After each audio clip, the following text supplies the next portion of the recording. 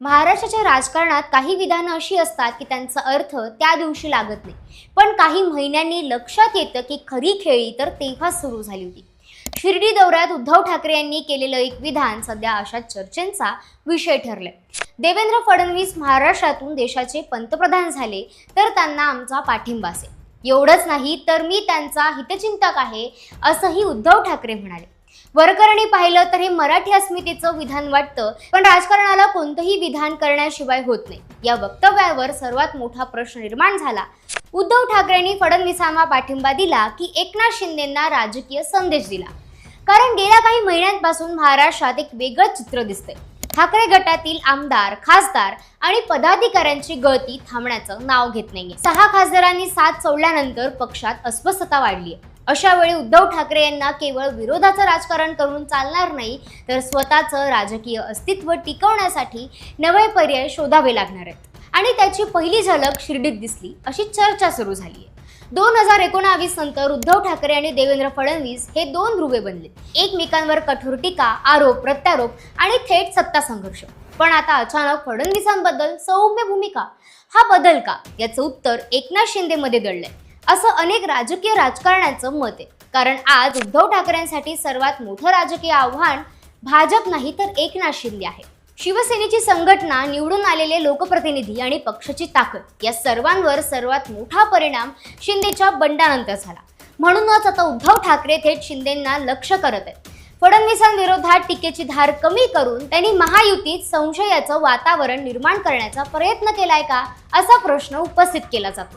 कारण जर फडणवीस आणि ठाकरे यांच्यामध्ये सकारात्मक चर्चा सुरू झाली तर त्यांचा सर्वात मोठा मानसिक परिणाम शिंदे गटावर होऊ शकतो.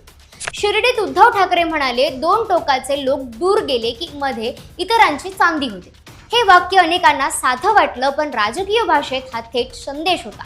म्हणजेच भाजप आणि ठाकरे गट दूर गेल्यानंतर मध्ये एकनाथ शिंदे आणि अजित पवार यांना संधी मिळाली. त्यामुळे आता 2 मूळ शक्ती पुन्हा संवाद साधू लागल्या तर मध्ये निर्माण झालेली राजकीय जागा कमी होऊ शकते. याच कारणामुळे शिंदे गटातून लगेच प्रतिक्रिया आली. उद्धव ठाकरेंचं हे प्रेम म्हणजे पुतना मावशींचं प्रेम असल्याची टीका करण्यात आली.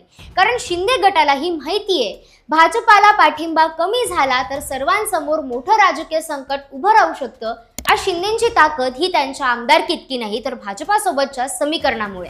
दुसरीकडे उद्धव ठाकरे मराठी अस्मितेचं कार्डही खेळताना दिसले.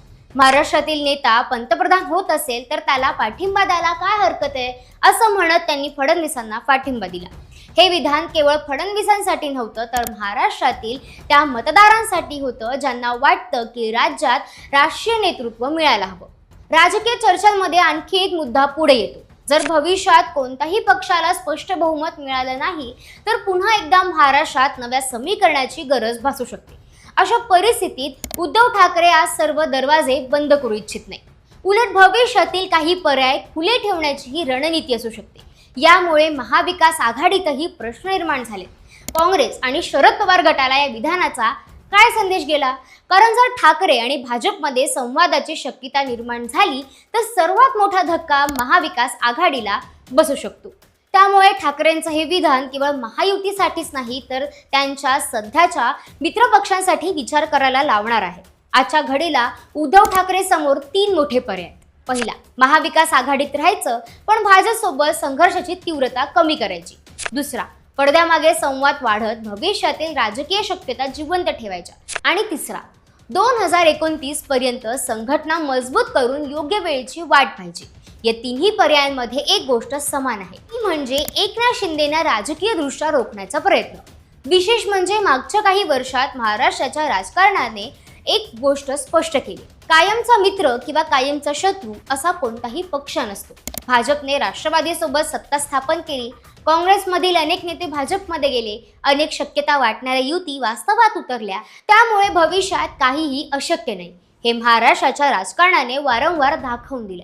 त्यामुळे उद्धव ठाकरेंनी शिर्डीत टाकलेली ही राजकीय गुगली नेमकी कोणती विकेट घेणार?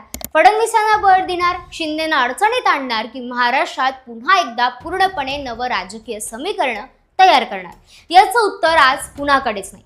पण एक गोष्ट मात्र निश्चित आहे, उद्धव ठाकरे आता केवळ भावनिक राजकारणावर अवलंबून राहणार नाही तर परिस्थितीनुसार निर्णय घेणार प्रॅक्टिकल राजकारणी म्हणून स्वतःची नवी प्रतिमा तयार करण्याचा प्रयत्न करताना दिसतात. आणि जर ही रणनीती यशस्वी झाली तर महाराष्ट्राच्या राजकारणात पुढचा सर्वात मोठा ट्विस्ट इथूनच सुरू होऊ शकतो. आता या संपूर्ण घडामोडीवर तुमचं काय मत आहे? उद्धव ठाकरेंनी फडणवीस यांना दिलेला पाठिंबा हा फक्त राजकीय संदेश आहे की भविष्यातील नव्या समीकरणाची सुरुवात? तुमचं मत कमेंटमध्ये नक्की सांगा आणि अशा सखोल राजकीय विश्लेषणासाठी व्हिडिओला लाईक करा, शेअर करा आणि चॅनलला सबस्क्राईब करायला विसरू नका. धन्यवाद.